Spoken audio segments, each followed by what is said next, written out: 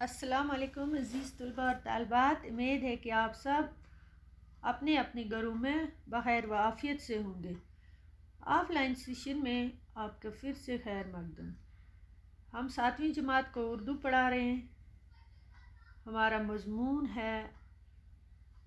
موضوع ہے آج کا برزخانہ کی تاریخی اہمیت۔ چونکہ بچوں یہ ریویژن چل رہا ہے، آپ کو پہلے سبق میں کل ہم نے پڑھا تھا اس کا پہلا اور دوسرا دور۔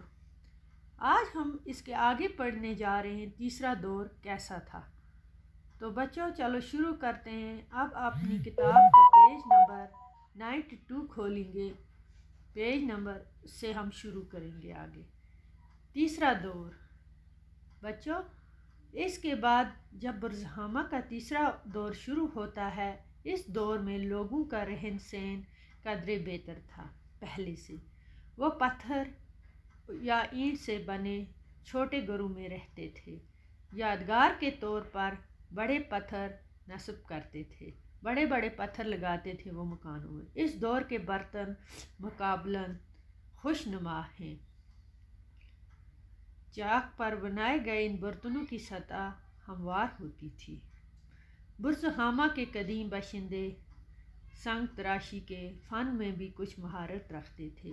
ان کا اندازہ اس پتھر سے ہوتا تھا جو وہاں تالاب میں لگا ہوا، ایک تالاب ہے وہاں لگا، چاک ہو گیا ہموار کا، یا جیسے چکر دے کر برتن بناتے ہیں، بالکل ان کی ہموار اوپر کا تہ برابر ہوتا تھا، ٹیڑھا میڑھا نہیں ہوتا تھا۔ تو خوش نما ہو گیا بچوں میں ساتھ ساتھ کچھ مشکل، خوش نما ہو گیا خوبصورت، ٹھیک ہے۔ تو برزخانہ کے قدیم باشندوں نے سنگ تراشی کے فن میں بھی کچھ مہارت رکھتے تھے، سنگ تراشی کرتے تھے، اس میں مہارت تھی ان کو۔ ان کا اندازہ اس پتھر سے ہوتا ہے جو وہاں تالاب میں لگا ہوا ہے۔ اس پتھر کی دونوں سطحیں ہموار ہیں، برابر ہیں۔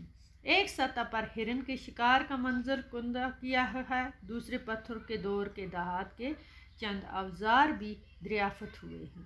پتھروں اور ہڈیوں کے آلات گڑھوں میں زندگی بسر کرنا، انسانوں کے ساتھ ساتھ جانوروں کو بھی دفنا دینے کا رواج اس قبل تاریخی تہذیب کی انفرادیت ہے۔